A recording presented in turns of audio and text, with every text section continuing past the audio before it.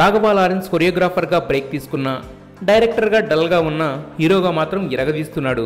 మరీ ముఖ్యంగా హారర్ మూవీస్తో అదరగొడుతున్నాడు. గంగా సినిమాతో గ్రేట్ హిట్ అందుకున్న లారెన్స్ శివలింగ సినిమాతో ఆడియన్స్ ముందుకు వచ్చాడు. అయితే ఈ సినిమా అలాగే సూపర్ హిట్ మూవీ గంగా రెండింటి రిలీజ్ ఒకే విధంగా జరిగింది. Ganga movie Telugu version morning shows అన్నీ క్యాన్సిల్ అయ్యాయి. కానీ మ్యాట్నీ నుండి రిలీజ్ అయ్యి ఫస్ట్ డేనే హారర్ హిట్గా డిక్లేర్ అయింది. ఇప్పుడు శివలింగ సైతం నూన్ షో నుండే రిలీజ్ అయింది.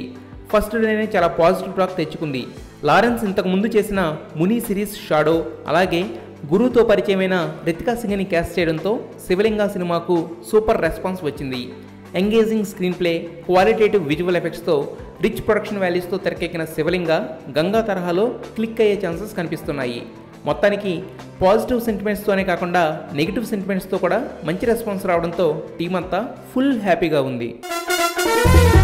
పెళ్ళి, పెళ్ళం, పిల్లలు ఇదేనా జీవితం? లైఫ్ ని ఎంజాయ్ చేయండి రా. I don't know anything, I'm innocent, Gabbar Singh. నా కన్నులోడు చేసి ఉంది ఫుల్ ఎక్కువ పెట్టి ఉంది. మీరు డేని ఎలా బిగిన్ చేస్తారు? డీ